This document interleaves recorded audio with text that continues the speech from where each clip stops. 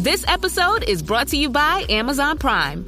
From streaming to shopping, Prime helps you get more out of your passions. So whether you're a fan of true crime or prefer a nail-biting novel from time to time, with services like Prime Video, Amazon Music, and fast free delivery, Prime makes it easy to get more out of whatever you're into or getting into. Visit Amazon.com/Prime to learn more.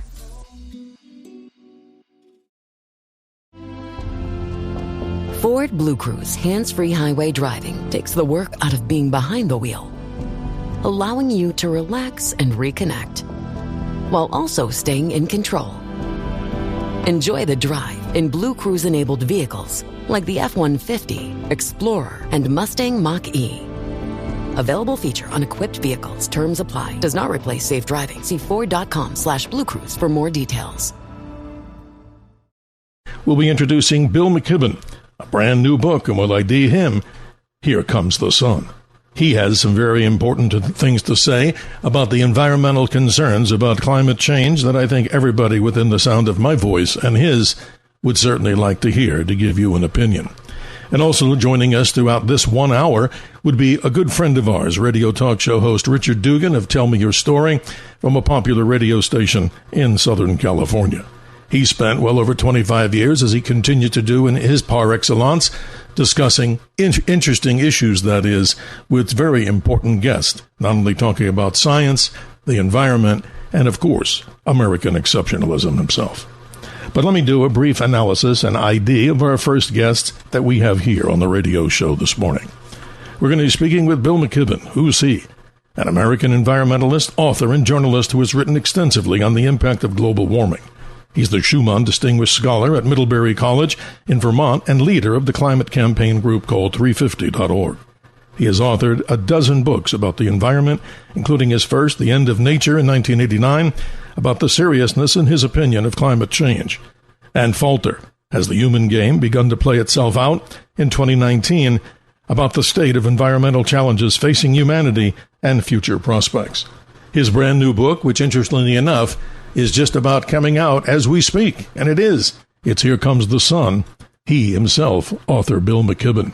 His subtitle, A Last Chance for the Climate and Fresh Chance for Civilization. Mr. McKibben, welcome. Good morning to you, and thank you for joining us. How are you?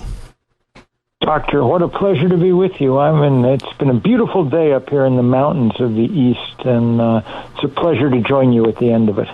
Well, thank you, sir. And let's also welcome talk show host Richard Dugan of Tell Me Your Story. Richard, good morning to you on the West Coast. Still early evening. How are you as you join us this morning and evening? And do we have Richard with us? Well, you have Rod Pyle here. I think we might have gotten the hour mixed up. Oh, I do apologize, Rod, and that's interesting, ladies and gentlemen. The studio will get Richard Dugan on the line, but we will be talking with you. It's so interesting, Rod. We'll be talking with you in the 10 o'clock hour. So while we go ahead and get Richard on the line, let's continue to discuss the importance of your brand new book, Here Comes the Sun. Bill McKibben, let's talk about a little bit about your background and how you got involved in the story, as you describe it, of the seriousness of what's happening in the climate world. And we want to be fair to everybody out there, because just a few weeks ago, we had Tom Harris, the executive director of the International Climate Change Organization, maybe taking a different stance on this. So describe your background. It's quite fascinating. I appreciate your time. Sure. Actually, this book is much less about climate than it is about energy and about the remarkable thing that's been happening over the last 36 months or so around the world. And that's the incredibly rapid breakout of renewable energy, solar and wind. This energy transition is the fastest energy transition we've ever seen in history. It took us 60-some years from the invention of the first solar cell in New Jersey to 2022, when we got our first terawatt worth of solar panels installed on the planet. The second terawatt took 2 years. The third will happen in about 15 months and will be finished very soon. But the pace just keeps accelerating. By May of this year, which is the last month for which we have data, the Chinese were installing 3 gigawatts of solar panels a day. A gigawatt is the rough equivalent of a coal-fired power plant, a big one. So they were putting up a coal-fired power plant worth of solar panels every 8 hours. And, we can see it in our country, too. Texas is putting up renewable energy faster than any state in the union, surpassing California now. They're building not only lots of sun and wind power, but huge batteries on the grid to store this. So the basic, overarching point is that humans suddenly find themselves at a place where we could give up our 700,000-year-old habit of setting things on fire and rely, in fact, instead on the fact that our local star, the most charismatic object in our universe that already provides us with warmth and light and photosynthesis, is now happy to provide us with all the power we could ever use as well. It's interesting that you bring up this, and if you're just joining us, ladies and gentlemen, Bill McKibben, his brand new book, Here Comes the Sun, a last chance for the climate, and in his opinion, a fresh chance for civilization. And also joining us, now that we have our coordinates locked in, let's welcome Richard Dugan. Good morning, Richard. Thank you for joining us, and we do appreciate your time and contribution to the hour. How are you this morning? I'm here. I'm very fascinated by this. Let me, Doctor, if I may ask you, Mr. Kibbe, how do you handle the criticism by those who think that, and I can only use these labels because it's the only way to describe it, the left wants to eliminate petroleum from our diet totally, completely, which I don't believe is true. But how do you handle the criticism by those people who criticize both solar and wind in terms of what it takes, the energy that it takes to manufacture the solar panels or the windmills, if you want to refer to those, the wind turbines, just to generate wind? And, of course, the wind isn't always blowing and the sun isn't always shining, et cetera, et cetera. I'd love to hear how you handle those kinds of things, because I'm in favor of what you're talking about 100%. Yeah. So there's 2 very good questions, Richard. The first one is the amount of energy that it takes to produce this stuff. The payback time in energy terms now for producing a solar panel, because we've gotten so efficient at producing them, is a matter of months. They're up for a matter of months before they've repaid the energy that it took to build them. The same with wind turbines. And of course, in China now, as China becomes not a petro-state, but the world's first electro-state, they're increasingly making solar panels with solar power. As to the question of, I think, what they'd call intermittency, the fact that the sun goes down or the wind sometimes drops, the answer to that is another technology that's been dropping in price just as fast as sun and wind, and that's batteries. California, where you are over the last few years, has installed brand new big batteries on the grid. And at night now in California, the biggest source of supply most evenings once the sun goes down are the batteries that have been soaking up excess sunshine all afternoon.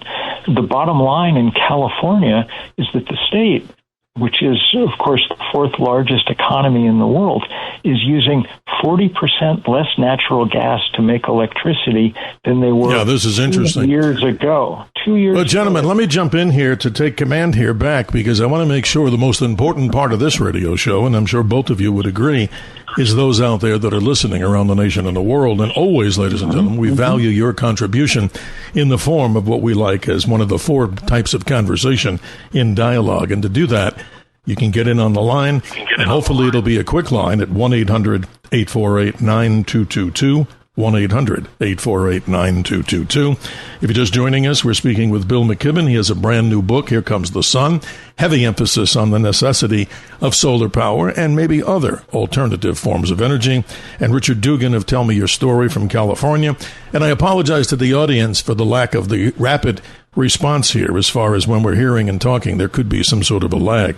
But let me take charge over here again, gentlemen. Let me talk a little bit about the sun from the astrophysical and the astronomy world. And I think this is fascinating for people out there. And I'm not making this stuff up after years of study. If you were to look, ladies and gentlemen, at the diameter of the sun compared to the Earth, it would take 109 Earths to make the diameter of this great fusion ball. The sun, it's 865,000 miles across. More technically, it rotates in its equator about once every 25 days. And if you were unfortunately able to go to the surface of the sun, that temperature at the very top of this plasma ball is 12,000 degrees Fahrenheit, and an even more astronomical number, the core, some 30 million degrees Fahrenheit. Now, how about this, ladies and gentlemen, and our special guests? Every second, this is what makes me so fascinated about the conversation, the sun is transforming 600 million tons of hydrogen into 596 million tons of helium every second for the last 4.5 billion years. And folks, ladies and gentlemen out there in Radio Land and in the internet world, if we were looking at how fast this Earth is moving around that star, we're going 67,000 miles an hour around that bright object, which, believe it or not, the sun is a yellow dwarf. So isn't that interesting, Mr. McKibben? The power of the sun is just overwhelming. And continue on about your necessity for why we need to do this. And if I'm correct, wasn't it the University of Delaware that was back in the 70s, the first institution to utilize solar power? And describe to us when solar panels officially came in. That was the first solar house in America, was on the campus of the University of Delaware. And of course, in those days, solar panels were really expensive. What's happened now, and the reason that we're seeing this extraordinary acceleration in solar use of solar, is that engineers did their job steadily iterating new designs. Sometime about 4 or 5 years ago, we passed an invisible line where it became cheaper to produce energy from the sun and the wind than it did from burning coal or gas or oil. We now live on a planet where the cheapest way to make energy is to point a sheet of glass at the sun. And the people who seem to have realized that most fully are the Chinese, who are busily building out this technology and all the technologies that go with it. Because they have all of a sudden all this cheap electricity from the sun and the wind, they're also specializing in building both batteries and electric cars. We're used to thinking of Detroit as the source of automotive innovation, but really now some of the best and certainly the cheapest good cars on the planet are coming out of China, and they're beginning to dominate the market in the rest of the world. So well, let me jump in on this. Let me jump in for a moment, because I'm interested in American abilities too.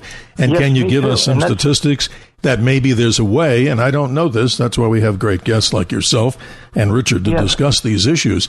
Is there more now of an emphasis on United States manufacturing? And if you have statistics, give us the percentages of where it's coming from China and how it's coming from the U.S. How can we build more in the United States, I'm saying? Well, so the way I don't mean to get political here. That's okay. I mean, nor do I, but I just want to see how America can lead the charge here. Absolutely. And that's Me too. As a patriot, let me say, it was during the Biden administration that they set aside lots of money to try and start catching up with China. And we began to build solar panel factories of our own. In fact, interestingly, the biggest one in the Western Hemisphere is in Congresswoman Marjorie Taylor Greene's district in Georgia. Interesting. But now, unfortunately, the new administration has shut down most of that work. In fact, just yesterday, they announced that they were shutting down a 95% complete wind farm off the coast of Rhode Island because the president, as you know, doesn't like wind power because he thinks, I think, that it's ugly, and they don't like solar power, I think, because they're worried that it will compete with the fossil energy, which it will. There's no question.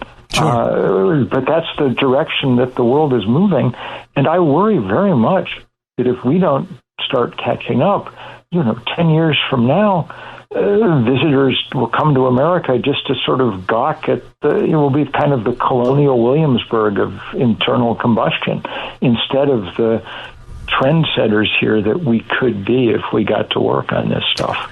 Well, Bill McKibben, do you have any statistics? I mean, ROI, let's say this, looking at solar power, because we're here in the desert Southwest, and many people may know I'm broadcasting from Phoenix in the desert Southwest, where solar power, obviously, with the percentage, the high percentile of days that are sunny, it seems to be a magnanimous thing. But if you're up in the north parts, let's say where you are, beautiful country, you may not have the amount of sunlight for the entire generation maxed out. So do you have any statistics about how wind power versus solar power?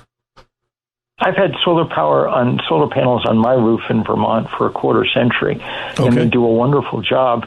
But, one of the things that's really great about this is that wind power, which of course is just another form of solar power, the wind comes from the fact that the sun heats the earth differentially, producing those winds that turn the turbines. You're right. Wind power and solar power balance each other nicely. As you get further towards the north, you get more wind and less sun. And especially seasonally in the winter when the sun is low at higher latitudes, wind speeds are higher. But the same thing is true even in the course of a day. So, Richard, in California, you know that as the sun goes down, that's the moment when the onshore breezes begin to pick up usually in the evening. So these things balance each other extraordinarily well, and the point is that there's so much excess. The amount of energy that the sun beams at the earth every day is thousands of times more energy than we use. So we don't need to cover the planet with solar panels to take advantage of it. We need to, use 1 or 2% of our land area. But that's because it's a good crop, just like anything else that we, use our land to produce. Well, let's go to Richard Dugan to tell me your story. Richard, from your analysis there in the Santa Barbara area, a beautiful place that many people, I'm sure, would love to visit. We envy you in so many ways when you see that beautiful ocean. But do you see a percentage, a high amount of wind power, or do you even have any comment on this versus solar power? Is there a lot of wind power generation in your area? Do you know of? Well, I will say that I'll put it in this context. First of all, yes. That there is a good breeze. There's an area west of us called Lompoc, where they say most people who live there say that the wind is blowing there all the time, which I would not be a fan of from the standpoint of living there. But then we also have our electric company that likes to turn the power off when the winds kick up just a little bit. Here in the summer, we went through both June and here we are in August and having those kinds of situations. But yes, there are areas, for example, in California out by Palm Springs. As you're coming across the 10, you see that wind farm. They didn't put those there because they looked pretty. They put them there because the wind is blowing most of the time. And I have to tell you, Mr. Kibbe, my biggest problem with the critics is the whining and the complaining about whatever it is that they come up with instead of putting that energy into let's fix the problem. Let's deal with the challenges that we have instead of whining and complaining about it. Come on, let's move on. No, you bring up a good point, Richard, but Mr. McKibben, this is interesting. I want to zoom in a little more because we have a limited amount of time, but ladies and gentlemen of the listening audience, far and wide around the world, and who knows, maybe out in the cosmos, even all the way out to the Milky Way, yes, being serious, I'm concerned, ladies and gentlemen, what's your opinion of the necessity, or as our special guests are talking about here, more so Bill McKibben with his brand new book, Here Comes the Sun, is there really another alternative? Now, we could go on forever on this subject. Some have talked about the nuclear option as far as generation of power. Some have detested that. And there's many controversies and also pluses for people out there. I'm sure your choice, ladies and gentlemen. I'd like to hear from you. 1-800-848-9222 to start a conversation in the form of a dialogue. But let's go through your book, Mr. McKibben, because we obviously have a short amount of time. I mean, the premise here, we simply get it. Here comes the sun. the necessity for this. But do you talk about ways in the book, without having, people not get the book, that we can actually, move more toward what you're saying as a solution to many of our energy needs? Describe that. So here's one of the we can be doing. It costs 3 or 4 times as much to put solar power on your roof in the U.S. as it does in Australia or the EU. It's not because the panels are more expensive. It's because we have a Byzantine and Baroque system of permitting. There's 15,000 municipalities in this country, each with its own building code. They send up inspector after inspector, on and on and on. Happily, there are some solutions to that. There's from the National Renewable Energy Laboratory, there's a thing called Solar App Plus. It's now been mandated in California, Maryland, and New Jersey that allows for essentially instant permitting for contractors once they're up on your roof looking at your setup. An even better example, and I think one that'll really appeal to you, in Europe over the last 3 years, millions and millions of apartment dwellers who don't have their own roofs have turned to what's called balcony solar. You go to the Best Buy and get a solar panel designed to hang over the railing on your balcony.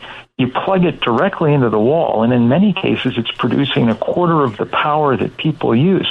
That's illegal in this country, except in the state of Utah, where the state legislature earlier this year unanimously passed legislation after a libertarian state senator said, why should people in Frankfurt and Stuttgart have this opportunity and not people in Provo and Salt Lake City?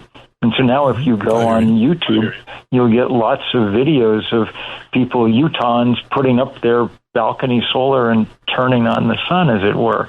So this is not an ideological divide. People across the political spectrum really like the idea of being able to be their own power supplier, in many cases, to not have to depend on utilities. Yeah, you bring up something interesting here, sir, you bring up something very interesting, because everyone who's listening to this program, if you have an electric bill, you're seeing, in many cases, an extraordinary increase in those rates in the kilowatt hour charges. And if you can lessen that, we had a home in which we did have, Mr. McKibben, a solar system, but we purchased it. So the reality of the situation was it wasn't that you were making monthly payments on it, and it actually came out years ago to be a very cost-effective solution. Again, kudos to what you're saying.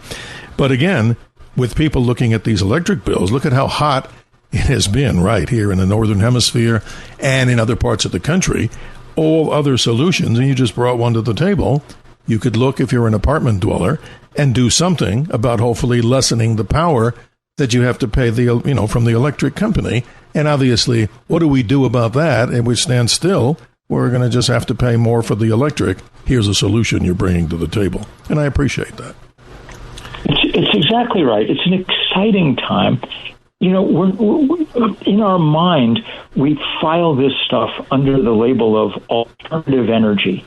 But that's not the case anymore. 95% of new electric generation around the world last year came from the sun and the wind.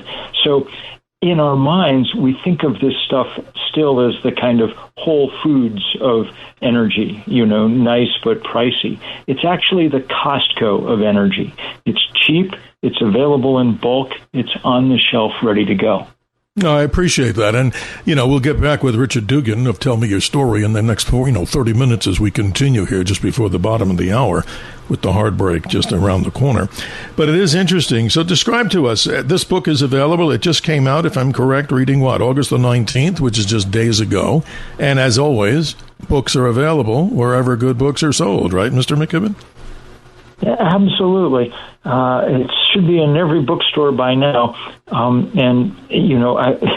It's selling well, maybe because I stole the title from George Harrison of the Beatles.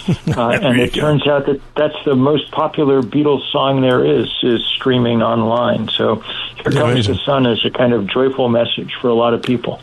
Mr. McKibben, can you talk about this? I'm interested to know this, and maybe it's an unfair question, but does the government have a specific plan to help people to get into solar? I mean, is there some sort of a benefit that the government gives you in the form of rebates and tax benefits? I mean, I'd like to learn a little bit more if you do know that. Yes. Well, there was. The Biden administration had this large bill they called the Inflation Reduction Act. It had money for precisely this purpose. It's now been repealed by the Republican Congress, but that repeal doesn't take effect immediately. If you want to put solar panels on your house, you can get a 30% tax credit through midnight on New Year's Eve. If you want to buy an electric vehicle, you need to move more quickly. That tax credit now expires at the end of September. These things were supposed to last for a decade to give us this transition into this new energy world and to help compete with the Chinese, but they've now been taken away. And so we really do want to move quickly in the next period of time, I think. Yeah, it's interesting. Let's go to Richard Dugan. I got a question for you, and I've asked this many times when we've spoken, in the very distant past. Can you tell us, according to so many out there, and I don't have the information in front of me, the concerns about wind power, there was an endangerment to birds, and also somehow affecting the migration of whales in the ocean when these big wind farms were put off the coast? And any information you can share from California that you've been studying? Well, from what I have heard in that regard, specifically to birds, that was an inflated number. There were not as many birds being, quote unquote, killed by these wind turbines as was being stated. Any time an animal is injured or killed through man's innovation, we'll call it, it's sad. But the numbers were overly inflated. And as far as the issue with the whales, I'm going to say that when you start, because I was also thinking too, because there's been a lot of controversy over that because of how it would look. Well, it's going to be so far offshore, no one's going to be able to see them anyway. Okay. I also thought about wave power as well. I've been hearing about and reading about that aspect as well. But anytime you start to send electricity, or you start to send those kinds of waves, even though they might be self-contained in the wires or the optics or however you're sending it, you're going to have an impact on the natural world. That is just one of the, you might say, side effects of this process. Because we have the same situation here. I mean, when with the wires overhead, we have the electric company saying, "Hey, right. We're turning your power off because the winds are kicking up. It's a heat advisory, high fire danger, et cetera, et cetera." Matter of fact, this morning we had 3 small fires, only a quarter of an acre, but we had 3 small fires to the north of us. We don't know how they started, but nonetheless, that is part of. That's part of, I don't want to say the dilemma, but part of the challenge. How do we generate what we need as human beings without destroying the natural world? That's the question. I agree with you, but let me ask this to both of you, gentlemen. This is interesting, and I would hope that people would want to jump in at 1-800-848-9222. Of course, our pleasure to listen to your dialogue in a form of conversation. But here's something very interesting that I'd like to look at. You, as Richard Dugan in California, you tell me all the time that your power goes out a lot. And here's the thing. Mr. McKibben, does that occur back in the New England area often? It seems more in California. So wouldn't that be a necessity to store power from the sun? That would be a simple case, right, gentlemen? Wouldn't that be a classic example if the power grid is going down all the time? Yes, I'll let McKibben answer first. Go ahead. The head of the Energy Reliability Council of Texas, which is what they call the utility regulator in Texas, said earlier this summer that Texas, which has had big problems with blackouts, should not have them this summer or going forward because they now have so much renewable energy and the batteries that go with it that the grid is far more stable than it's been before. Because this is the cheapest and quickest way to build power, it allows us to stabilize these grids. And on the really important point that you raise about the effects on the natural world, we're actually getting lots of good news on this front. So, as Richard points out correctly, the numbers about bird deaths and things were inflated, and they're getting much lower all the time because we're building ever bigger wind turbines that turn more slowly. And, birds are reasonably skillful aviators. They can avoid these things. What's happening in the ocean, in Europe, we've built an awful lot of big wind farms offshore. And what they've been finding in the last little while is that they're becoming huge artificial reefs, the bases of them, and lots of fish spawning now in those artificial reefs. They've been beneficial in the same way that we're now finding that solar farms, because they produce shade and retain more moisture, right, are the perfect environment for growing lots of crops in between the rows.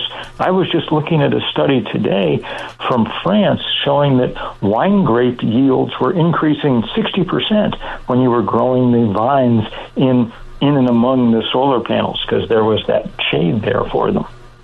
Yes, very interesting. Let me get a little touchy subject going here, and this is always done with respect here, and I always would have nothing but that. But here we go. Can you, Mr. McKibben, give me a definition better, and take your time if you need to go through this a little bit. I mean, this is not an attack on you or your credibility at all, but can you give me a definitive distinction between climate change and global warming? And I ask this of so many people on both sides of the political spectrum, and we're not trying to be political. What would you say to that question? That's an interesting one, I think. Sure. Global warming is just what happens when you burn fossil fuel. As you know, you produce carbon dioxide. It's an inevitable byproduct of fossil fuel combustion. And as a result, the molecular structure of that CO2 traps heat that would otherwise radiate back out to space. We've known about this for a long time, and it's the curve of increasing temperature across the planet is doing just what scientists said it would do.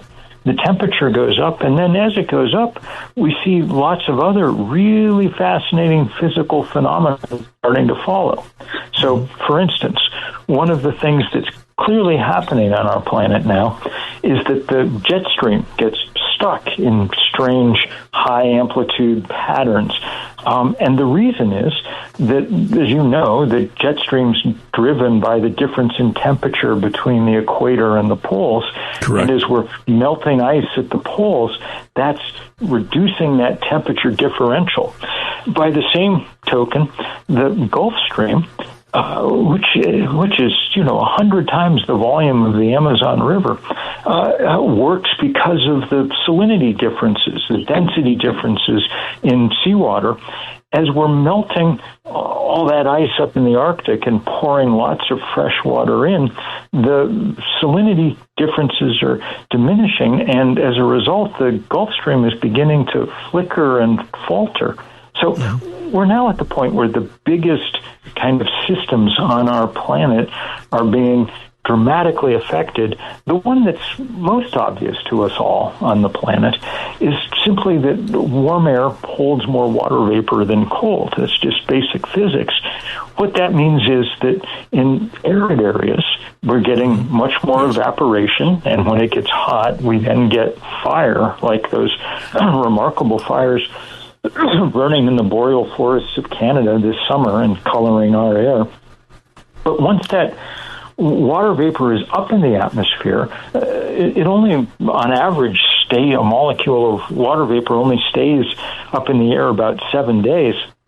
It comes down in deluge, in downpour, and it's easy to track the dramatic increase in severe rainfall events. In fact, the people who I find are absolutely convinced all the time and have for years about our changing climate, it's the people who run public works departments in places like New England. They've been taking out, 12-inch culverts and putting in 16-inch culverts for the last decade because the book just doesn't work anymore. There's just more rain than there's ever been. So we're at a very tough place. That's why it would be very useful to move quickly to put up as much of this clean energy as we possibly can. Mr. McKibben, let's talk a little bit more about this. In your opinion, I know you've been very much involved as an activist in the environmental world. And Richard, I don't know your philosophies on this, but let's ask this question to Mr. McKibben. How do we come together in the political, arena today? I mean, there seems to be so much discourse. I don't like the word discourse, but that is what I see, I think I find, going on here. What's a solution to everybody trying to get along here, which almost seems impossible in many ways? I think this solar stuff is one big answer to that question. The polling data shows that conservatives and liberals both really like solar power, though I think sometimes for slightly different reasons. I think sometimes conservatives have a very strong sense that my home is my castle. Mm-hmm. And, if your castle has its own power supply, doesn't depend on a utility, then it's a lot more like your own castle. Whereas, liberals are like, let's network the groovy power of the sun to, get our energy needs met. We can work across differences like that, especially since, I think everybody really likes the sun. I'll tell you a story. One of the things that got me writing this book was, you'll recall, the eclipse that came across this part of the world last April. Yeah, we were there in Texas. Beautiful. Vermont, where I live, we had totality for a very long time. And so people crowded into the state. It was the biggest thing that happened in Vermont in a very long time. And everybody was in a superb mood. I was at Middlebury College where I teach, and there were 1,500 kids out on the quad, and they all put down their phones, which is, doesn't normally happen. You're exactly right. And that's a good reason. It really made me realize we have this deep connection to the sun. I mean, people physically get depressed if they don't get enough sunlight. Mm-hmm. Everybody in the world smiles when the sun comes behind the clouds and hits their shoulder blades. And so something about the turning to the sun, which, as I say, already gives us warmth and light and photosynthesis, and now is willing to give us power. There's something about that. I was very taken on Christmas Eve this year when the Parker Solar Probe became the closest object that we've ever sent up to the sun. It was also, as you know, the fastest moving object in human history. And it did a remarkable job of just displaying the dynamism of the sun, all those solar winds and solar flares streaming off the corona, a place of unbelievable power, as you point out. Well, you're right, Mr. McKibben. I mean, just to corroborate what you're saying here, I know the audience may not be familiar with this. NASA had sent this probe to the sun after the great helioscientist, named, of course, Mr. Parker, the professor. But you're so right. This particular spacecraft, when it got close to the sun within 3 to maybe 4 million miles, you would never expect that to survive. But kudos to the scientists and engineers. They built this incredible, heat shield where the instrumentation on the other side could work. But even more important than this, the gravity pressure of the sun pulled that spacecraft around at over 430,000 miles an hour. It goes to show you, ladies and gentlemen, that, well, this is not a very nice thing to say, but whatever your weight is, multiply it by 27 times if you can ignore the temperatures of the sun. It goes to show you, folks, that the power of the sun, and yet, Mr. McKibben and to Richard Dugan, it's still classified in the astronomical world as a yellow dwarf star. But there you go. So, Richard, let me jump on you quickly. We only got a couple of minutes, and if you'd be brief, of course. What do we need to do to get together to be on both sides? When we say we'll be on both sides of the aisle, or we'll meet in the middle of the aisle, what do we need to do on all these issues without getting overly political here? I mean, let's talk about the subject we're talking about here. How do we come together on this subject, which many people are very upset about when they call it climate change? Some say it's a fraud, a hoax. Some say it's not. Give us a little inspiration in about a minute. Well, the reality is, whether it is normal cyclical patterns of this planet over the millennia, or whether we have, as human beings, accelerated the process, there are things that we can do. And I do need to clarify one other thing. It is not the generation of the electricity. It is the transmission that causes the electric company to want to turn the power off when the winds kick up. So just wanted to clarify that. Okay. That would presuppose, or not presuppose, it would definitely put in favor of Mr. McKibben's wanting everybody to have solar powered, let's say, on their homes, or at least connected. You wouldn't need transmission lines because the power is fed right into your home, and then, of course, fed into your batteries if that's the process. But getting together, you made a very good example there of the two different perspectives, Mr. McKibben, about, the left, they like it because it's really cool and groovy, let's network, and the right likes it because, it's efficient or whatever the means are. And I say, what difference does it make? Hey, great that you like it. Let's really move forward, pump this up, because we've got to, we're here together. No, I don't want to turn this into a political debate, of course, where the clock rules. But I thank you for your response, and I appreciate you being part of the show. But let me open this up to Mr. McKibben. You've got the floor here as we go to the top of the hour here. Your book is interesting. I find it fascinating. And the thing is, I try to get through as many of the books themselves before we actually go on the air. So, yes, your humble host here does really try to read all this information and not just, play it by ear. But give us some other inspiration here about this. And again, I always talk about this finally, and not to get overly political or any political way, that it's so important that I think we take a look at this. I'm in favor of having solar power, but again, there's a lot of controversy. I would simply love to see more of those panels made in the United States to put Americans to work. And I still don't know, maybe you don't know, what percentage still comes from China? And then obviously the dumb question would be why? How do we turn that manufacturing over to the side of America for American exceptionalism, in my point?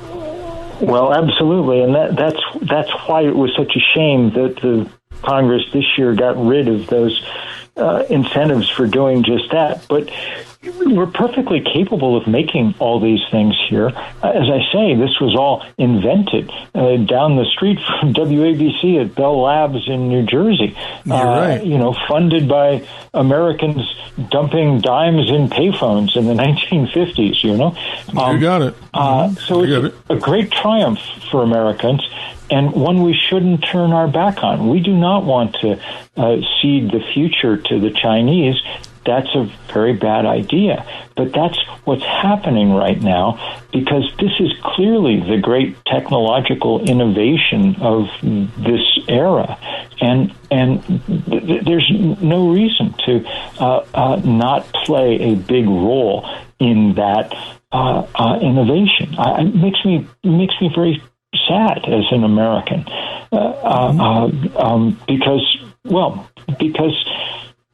because this is so big.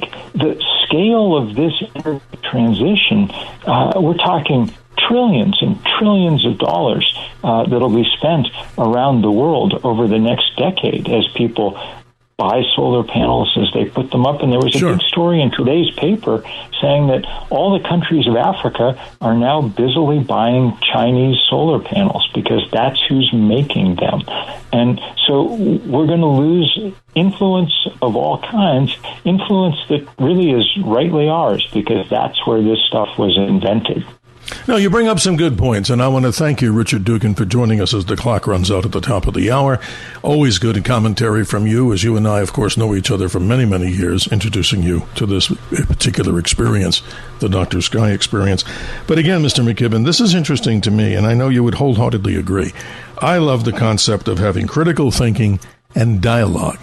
And if people disagree with what you're saying or disagree with what I'm saying or anybody in between, this is the kind of thing we need to do. I mean, let's not go to fists. Let's not go to, higher levels of anger and violence.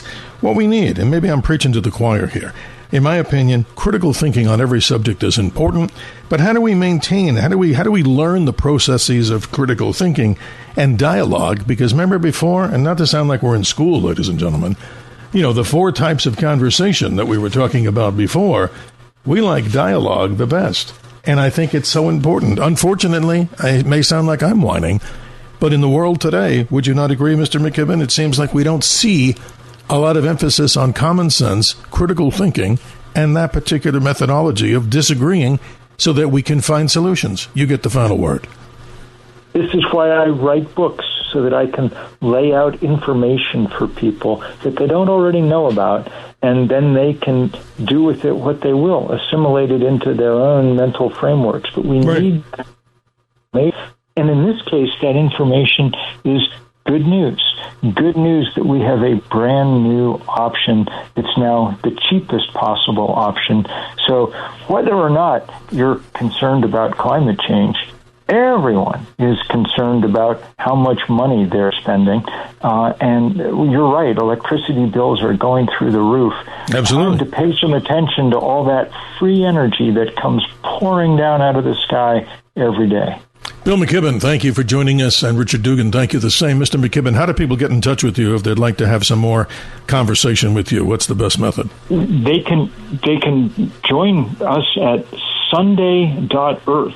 We're doing this big national day of action called Sunday on September 21st, which, as you know, is the fall equinox. Absolutely. So Sunday.Earth. That's the way. So hopefully on that day, the Earth, of course, is in a little bit of balance, at least it is from the astronomical world, and hopefully from the individual world, whatever our beliefs are, politically or otherwise, maybe we'll all come together in a form of balance.